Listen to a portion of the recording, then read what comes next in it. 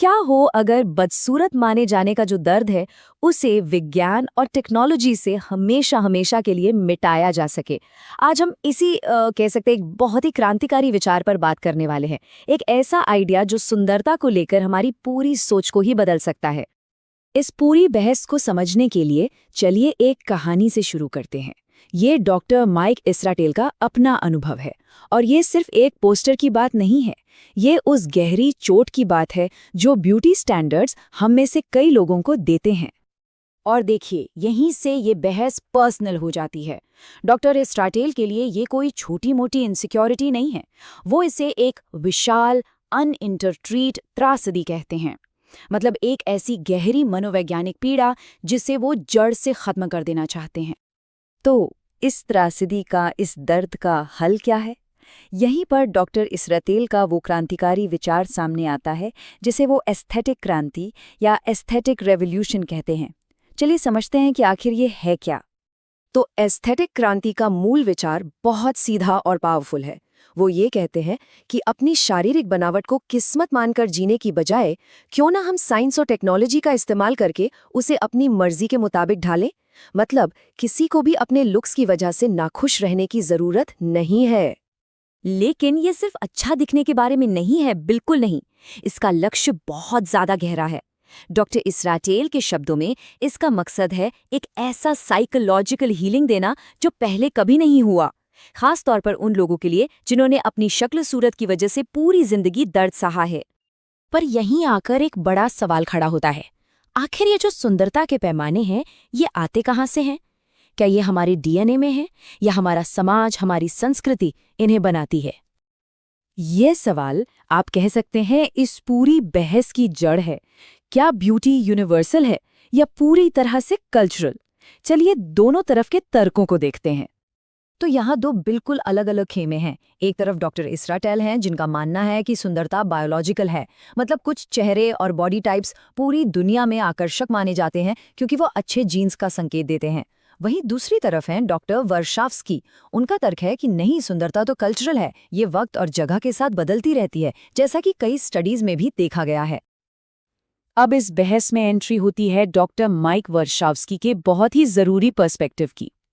वो इस पूरे आइडिया को ही चुनौती देते हैं कि जो लोग ट्रेडिशनल तरीकों से अट्रैक्टिव नहीं हैं, वो टूटे हुए हैं और उन्हें ठीक करने की जरूरत है।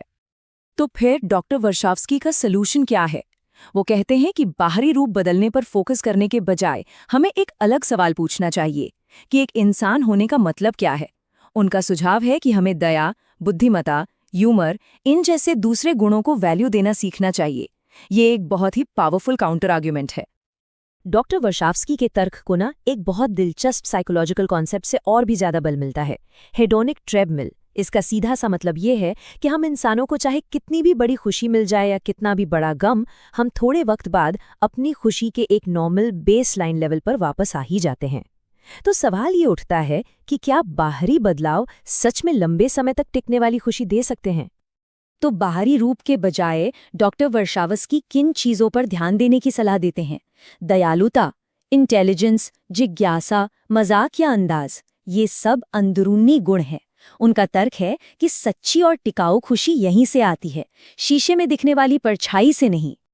चलिए अब वापस डॉक्टर इसराटेल के दृष्टिकोण पर चलते हैं और ये देखते हैं कि उनकी एस्थेटिक क्रांति को असलियत में बदलने का उनका प्रैक्टिकल प्लान क्या है।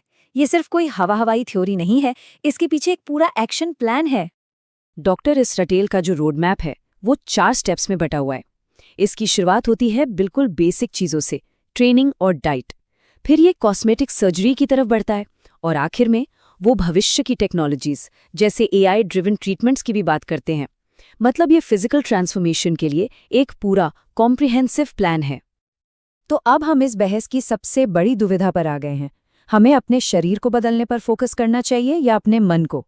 बॉडी वर्सेस माइंड, यही इस पूरी बातचीत का असली टेंशन है। तो देखिए, हमारे सामने 2 रास्ते हैं। एक रास्ता है बाहरी बदलाव का, मतलब अपने शरीर को बदलने का। इसका लक्ष्य शायद ज्यादा सोशल मौके पाना हो सकता है, लेकिन इसका रिस्क वही हेडोनिक ट्रेडमिल है। और दूसरा रास्ता है अंदरूनी काम का, यानी अपने मन को बदलने का।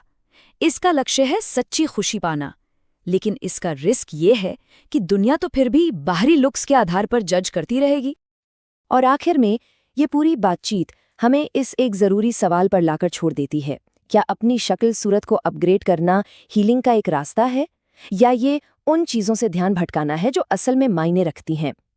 क्या हमें खुद को दुनिया के हिसाब से बदलना चाहिए, या दुनिया के पैमानों की परवाह किए बिना खुद से प्यार करना सीखना चाहिए? इसका कोई आसान जवाब नहीं है, और यही इस पूरी बहस का